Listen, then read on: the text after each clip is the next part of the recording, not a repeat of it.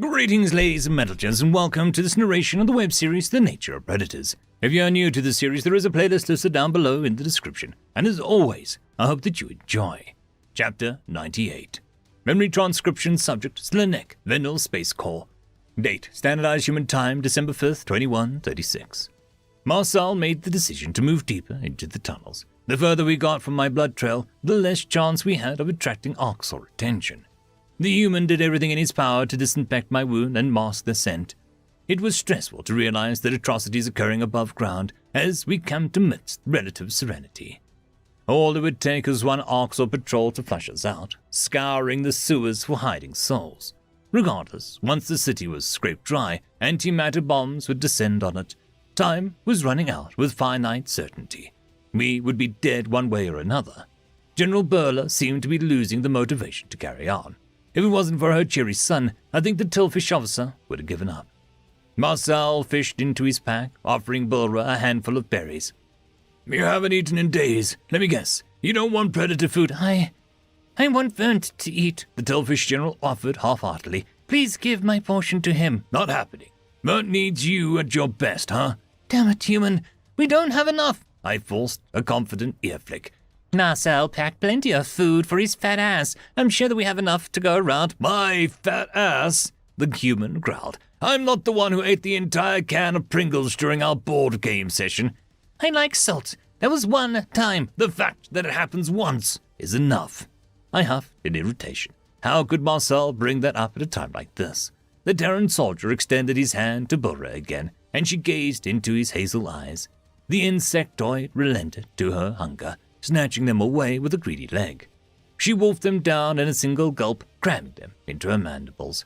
Vernt clawed up Marcel's arm. Humor, what's Pringles?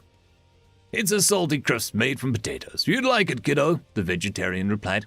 Can I have one? I don't have any now, but I got gummy worms. Bulra and I both gaped at the predator, who blinked in confusion. Why would Marcel be feeding invertebrate animals to Vernt?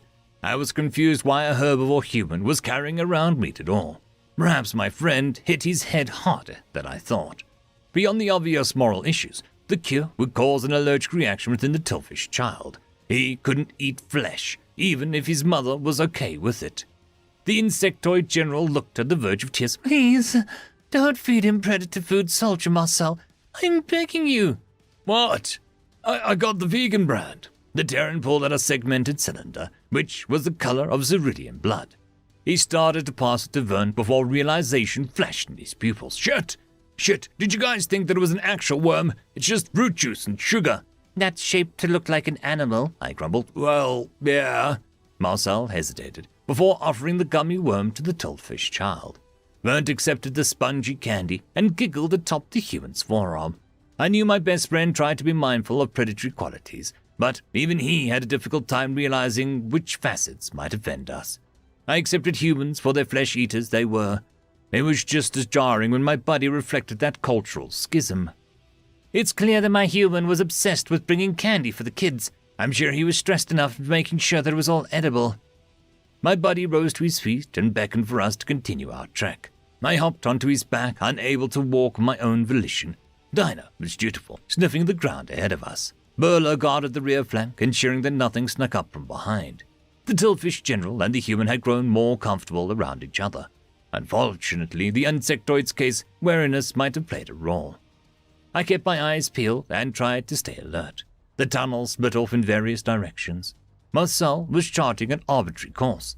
The predator plodded along with determination, as much to avoid Burla's defeatism as anything. It floored me at how he continued to radio the UN despite an absence of response. No answer was an answer of itself. We reached another fork in the sewers, prompting a decision. My ears picked up on the growling from our left. Judging by Marcel stowing Vernt in his duffel, he heard it too. The human peeked around the wall rather than running away as wisdom encouraged. I suppose he wanted to see if an Orcsoid spotted us, and determined the possibility of us getting tracked. God, Slanek, those poor people, my friend murmured. I followed his piercing stare and spotted a grey silhouette in the distance. It was crouched over a Tillfish corpse, chowing away. The Orcs rushed around with cages trapping insectoids inside. The faint cries were almost inaudible over bullet pops. but they were unmistakable registers of children. Pity etched itself onto Marcel's scarred face. I can't go on. Billions of my people dead. Berla collapsed against a wall, buzzing hysterically. She stuffed a leg into her mouth with a muffled noise. My home. Everyone has abandoned us, and my son and I are trapped here. Children that humans have left to die, taken as cattle. Marcel hesitated before removing me from his back. He crouched next to the Chillfish General and wrapped an arm around her thorax. The human was gentle, pulling her head against his chest. Bella's eyes widened in alarm, but she allowed herself to absorb his warmth. I could see the proximity to the Terran set her instincts ablaze. The redhead primate stood abruptly. Beckett, let's go save the kids. Oh, what? But you... Bella began. We're going. It's the next day here. I'll give you my sidearm. I thought about arguing with him, but his resolute scowl told me that his decision was final. Clasping the gun between my paws, I huddled against the wall. The shallow sounds of my breathing mixed with the background noise. After waiting for Marcel to charge off to rescue the kids, I inched closer to his new position. My injuries wouldn't prevent me from picking off a grey or two. Dino bounded into the fray, eager to get his jaws on the arc saw. Berla had life in her steps too, as she followed my human's path. If we were doomed to die on Sullus, what better way was there to go down? We could save kids from becoming a monster's plaything. We could help their parents defend them. The Greys were shooting at something, so some insectoid must be fighting back. I scooted along the floor and drew close enough to see who was putting up a defense. Tillfish exterminators were mounting a desperate stand, spraying flames at the arc saw. Only 2 of them were still living, and they had been separated from the children. As much as I hated these bastards at the extermination office, this was a good thing that they were engaged in here. What the... One of the exterminators gasped as the arc saw was shot from behind. His compound eyes focused on Marcel, who was firing at the Greys. Humans! No, they left us! The Tillfish predator killers looked terrified, but their flamethrowers steered clear of Marcel and Berla. Vern's mother channeled her own fury, gunning down Greys at point-blank range.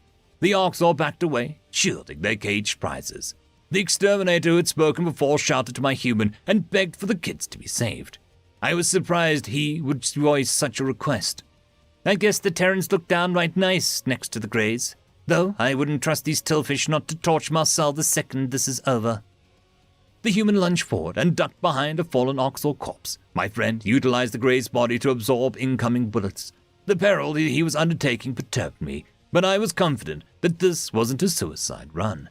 However, that changed as Marcel's eye suddenly darted to his pocket. Amidst the gunfire was the vegetarian paging the radio again. The UN weren't coming to our rescue. Tillfish children meant nothing to them. Have to help, I wheezed myself. Move! It took painstaking minutes to advance until I was almost into the conflict zone. My injuries were cause for absolute self-loathing. Why did I have to be wounded liability? Hugging the sidearm, it took conscious effort to map out the battlefield. There were 11 Orcs or total following my friend's kills so far. That was a lot more than 1 human and 3 panicked Tillfish to manage. Matters took a turn for the worse as 2 Greys circled down the tunnel. They were heading right for my position, and had evaded Marcel's notice. I could tell from their flaring nostrils that they'd scented me. If I distracted them for a while, that improved my human's odds. My forearms raised the gun, popping off 3 shots. Each bullet missed by a long shot, earning sneers from the Greys. One soldier licked its lips and smacked the gun out of my paws. Absolute terror coursed through my veins as its teeth hovered in my hair or my throat. I was all too aware of my vulnerability, and my instincts were a suffocating fog. My desire was to scream, but I couldn't open my mouth. You scared, stupid animal. The lead Arxor traced a claw across my throat and pressed its other arm into my sternum. A delicacy like you. A blur of motion appeared in my periphery. A brown ball plowed into the filthy carnivore at full speed, stabbing claws straight into its throat. The Arxor staggered away from me while its knees buckled under it. It gave a disbelieving goggles, sensing its life ebb away a second. The creature clinging to its neck was a Gojit, and my savior looked deranged. The Gojit dismounted, locking its claws in front of him. He met the Arxor's challenge there and positioned himself between me and the monster. Those rich brown quills sported a pattern that I'd know anywhere. It was one of the last seen trying to execute my friend. Absolute hatred spurred me to my feet, and I screamed in a blind rage. I hurled myself at Sovlin's back, with anger granting me the strength to lunge ahead. The Gojit's spines warded me off, but I barely felt its pricks. This monster treated my friend like an animal, placing the shock collar around his neck. The cruel captain inflicted agony for kicks and disfigured him for life. The residual trauma still affected Marcel to this day, no matter how he tried to mask it. "The Oxel, you dumb fuck," Sovlin hissed. "You can do what you want with me after I deal with it." A gunshot rippled down the tunnel, and a thunderclap snapped my outrage. A bullet sailed through the back of the grey's skull and ended its life in an instant. The kill was courtesy of a Yurtle, who looked pleased with itself. I didn't understand how either alien ended up here, but I was hoping the Gojit would end up in Oxel cage. The Yurtle chuckled to himself. "Too slow, old man. I dealt with it." Pained grunts echoed down the hallway, distracting me. Sovlin sprinted off before I could finish him, and the repugnant Oxel had taken my gun. Logical thoughts be damned. I'd execute that sadistic fecker, even if he meant to help now. The level of hatred I felt for him was unrivaled. It was unfair that Earth let him off the hook for his unthinkable crimes. A limping human ambled down the hallway, and a series of curses ensued. Confusion took over as I recognized Tyler's towering stature. The blonde Terran was taking ginger steps, while his teeth were gritted in pain. I had spoken to Marcel's friend over messaging services after the Battle of Earth. Both of us shipped out of the system days later, and I hadn't heard from him since. Why the hell is he here? Tyler was assigned to a ship. Did he crash? I wondered. More importantly, why the feck is he with Sovlin? "Hey, Slinek," the massive human grunted. "You rang?" I glowered at the lumbering predator. What the feck? What the feck? "I can explain. First off, I want you to know that I did kick his ass. Secondly, Captain Monahan personally requested me for the alien expertise, then placed Sovlin under my command, so really, it's her fault." I thought that you were Marcel's friend. Why would you bring that fecking monster anywhere near him? Because he was the best man for the job, the Yodel chimed in. Sovlin's an arrogant prick, but we wouldn't have gotten to you without him. Who the feck are you?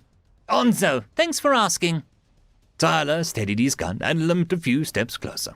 I picked Marcel's sidearm up from the sewer water, not wanting to be unarmed. My human had gunned down several greys while utilizing his unconventional cover. The corpse shield helped him to press ahead. He was unwilling to let the Arxor captors get away. Burla had formed ranks with the Tillfish exterminators, and the three insectoids were combining flames and bullets, picking off one grey at a time. 2 enemy survivors with the cages were retreating, and that forced my human to shed his corpse shield. Marcel needed to advance more quickly. That meant throwing caution to the wind. Sovlin rushed up behind him and strained to catch the longer-limbed predator. The Gojit's cheeks were puffed out with exhaustion, but he wasn't slowing down. Was that monster trying to kill Marcel, this long after our escape from the ship? I didn't understand why Tyler violated our trust by bringing that spiky freak. A true friend would have done us a solid and executed Sovlin. Could have just slipped him some meat, allergic reaction, and it's done. That omnivore cure might be good for something. "Marcel, get down!" the Gojit roared. The human slowed for a second and gave Sovlin enough time to tackle him from behind. I realized that the Arxor had set up a sentry turret. They intended to gun down anything that passed through the area after their sweep. The monster activated the device as they retreated past it. Bullets zeroed in and any motion in an automated stream. Sovlin hugged Marcel's head against the shallow water and shielded my human with his own body. Blue blood spurted from his back as bullets clipped his spines.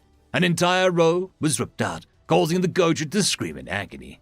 Despite the pain, he never wavered from his spot.